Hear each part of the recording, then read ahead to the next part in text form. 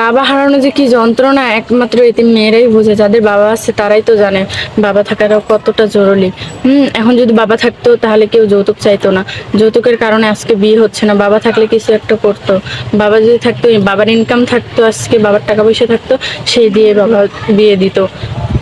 আসসালামু আলাইকুম আপু। ওয়ালাইকুম আসসালাম। আসসালামু আলাইকুম। আপু কেমন আছেন? জি আলহামদুলিল্লাহ ভালো, আপনি ভালো আছেন? জি আলহামদুলিল্লাহ ভালো আছি। আপু আপনার নাম কি?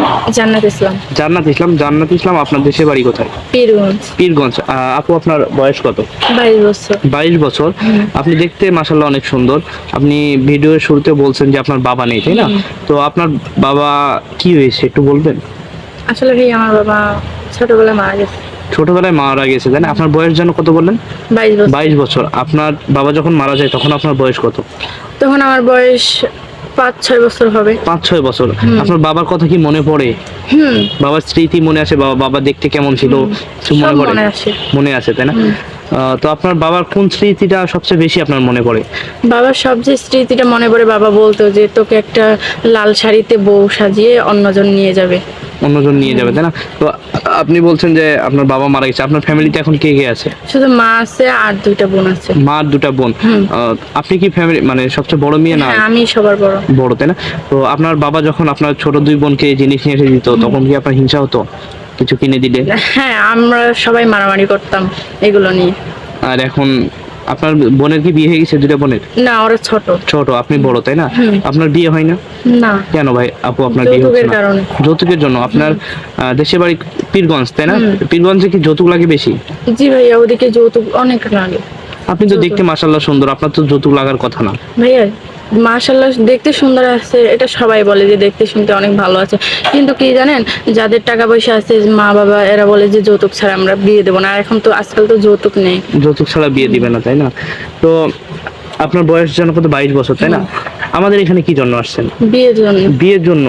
তো আমাদের এখানে আপনি কিভাবে জানলেন যে আমাদের এখান থেকে বিয়ে হয়? এখানে আসছি আমার একটা বোনের মাধ্যমে। আমার বোনটা এখান থেকে বিয়ে হয়েছে, অনেক ভালো সংসার করতেছে। আপনার বোনের এখানে বিয়ে হয়েছে, এই জন্য আপনি আসছেন, তাই না? আমাদের মাধ্যমে। তো আমাদের ভিডিও তো দেশ এবং দেশের বাইরে অনেক ভাইরা দেখে। যদি দেশের বাইরে বা দেশের মধ্যে কোনো ভাই আপনাকে পছন্দ করে যে জান্নাত আপুকে আমার পছন্দ হয়েছে, জান্নাত আপুর সাথে আমার যোগাযোগ করে দিন, তখন আপনি কিভাবে যোগাযোগ করে দিব? আপনাদের মাধ্যমে। আমাদের মাধ্যমে? কেন, আপনার পার্সোনাল কোনো মোবাইল ফোন নেই? আজকে খালি কালকে চিন্তা করি, তাহলে ভাইয়া কিভাবে ফোন কিনবো? আজকে খেলে কালকে চিন্তা করেন, তাই না? তো সুপ্রিয় দর্শক, এই মুহূর্তে ডিসপ্লেতে যে নাম্বারটি দেখা যাচ্ছে এই নাম্বার ইউটিউব চ্যানেল কর্তৃপক্ষ। এই নাম্বারে ইমো এবং হোয়াটসঅ্যাপ আছে। জান্নাত আপুর সাথে যদি কেউ কথা বলতে চান তাহলে আমাদের কাছে জান্নাত আপুর একটা ছবি স্ক্রিনশট করে পাঠিয়ে দিবেন, তাহলে আমরা আপুর সাথে যোগাযোগ করে দেবো। আপু নামাজ কালাম পড়েন? জি ভাইয়া, 5 ওয়াক্ত নামাজ পড়ি। 5 ওয়াক্ত নামাজ পড়েন, তাই না? তো রান্না বাড়া করতে পারেন? জি ভাইয়া। কি রাঁধতে পারেন সবচেয়ে ভালো?